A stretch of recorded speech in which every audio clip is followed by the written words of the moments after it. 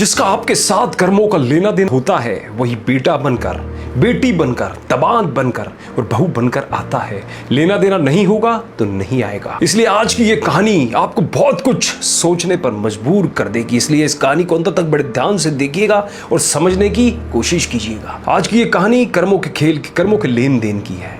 एक फौजी था, उसके माँ नहीं, बाप नहीं, शादी नहीं की, बच्चे नहीं, भाई नहीं, बहन नहीं, अकेला ही कमा कमा के फौज में जमा करता रहा।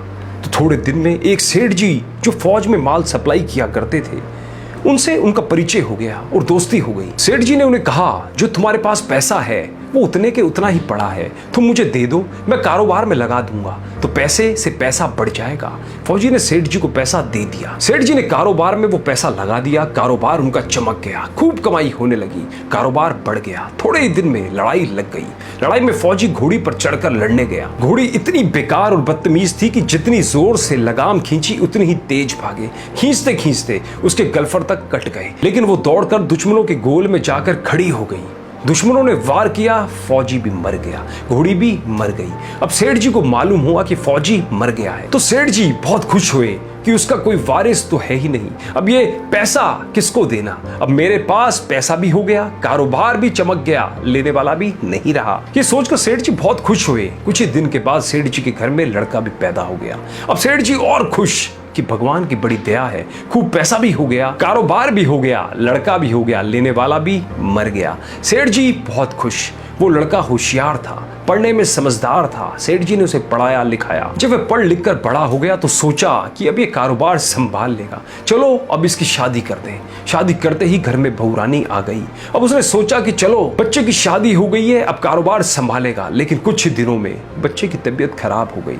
अब सेठ जी डॉक्टर के पास, हकीम के पास, वैद्य के पास दौड़ रहे हैं। वैद्य जी जो दे रहे हैं, दवा खिला रहे हैं और दवा असर नहीं कर रही, बीमारी बढ़ती ही जा रही है, पैसा बर्बाद हो रहा है और बीमारी बढ़ती ही जा रही है, रोग कट नहीं रहा है, पैसा खूब लगे जा रहा है। अब अंत में डॉक्टर ने कह ही दिया कि लाइलाज मर्ज हो गया है, इसको अब असाध्य रोग हो गया है, ये बच्चा 2-3 दिन में मर जाएगा।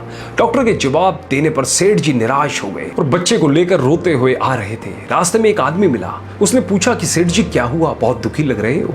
सेठ जी ने कहा, ये बच्चा जवान था, हमने सोचा बुढ़ापे में हमारा सहारा बनेगा, शादी होते ही अब ये बीमार हो गया, हमने इसके लिए खूब पैसा लगा दिया, जिस डॉक्टर ने जितना मांगा उतना दिया, लेकिन आज डॉक्टरों ने जवाब दे दिया, अब ये बचेगा नहीं, असाध्य रोग हो गया है, इसे लाइलाज मर्ज है, अब घर ले जाओ, 2-3 दिन भी कटना मुश्किल लगता है। आदमी ने कहा, अरे सेठ जी तुम क्यों दिल छोड़ रहे हो? मेरे पड़ोस में वैद्य जी दवा देते हैं, 2 आने की पुड़िया खाकर मुर्दा भी उठकर खड़ा हो जाता है, जल्दी से तुम वैद्य जी की दवा ले आओ। सेठ जी दौड़ कर गए, 2 आने की पुड़िया ले आए और पैसा दे दिया। पुड़िया ले आए, बच्चे को खिलाई, बच्चा पुड़िया खाते ही मर गया। बच्चा मर गया। अब सेठ जी रो रहे हैं, सेठानी भी रो रही है और घर में बहुरानी और पूरा गांव भी रो रहा है।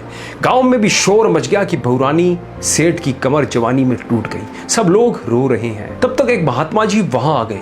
उन्होंने कहा कि सेठ जी क्यों रो रहे हैं? लोग बोले, इस सेठ जी का एक ही जवान लड़का था, वो मर गया, इसलिए सब लोग रो रहे हैं, सब दुखी हो रहे हैं।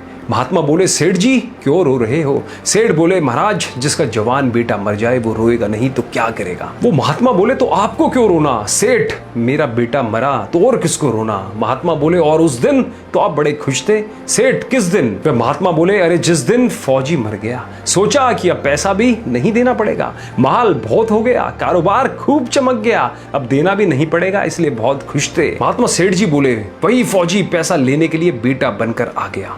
पढ़ने में, लिखने में, खाने में, पहनने में और शौक में, श्रृंगार में जितना लगाना था लगाया, शादी ब्याह में सब लगाया और ब्याज दर ब्याज लगाकर डॉक्टर को दिलवा दिया। अब जब 2 आने पैसे बच गए वो भी वैद्य जी को दिलवा दिए और पुड़िया खाकर चल दिया। अब कर्मों का लेना देना पूरा हुआ। सेठ जी ने कहा, हमारे साथ तो चलो कर्मों का लेना देना था, चलो हमारे साथ तो जो हुआ सो हुआ, लेकिन वो जवान बहुरानी घर में रो रही है। जवानी में उसको धोखा देकर विधवा बनाकर चला गया। उस बेचारी का क्या जुर्म था?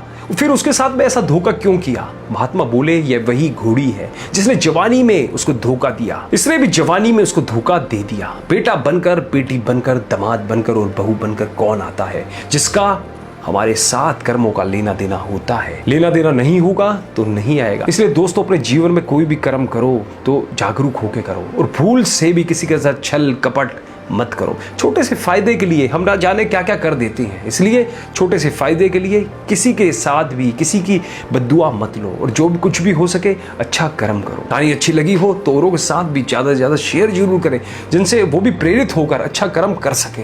धन्यवाद।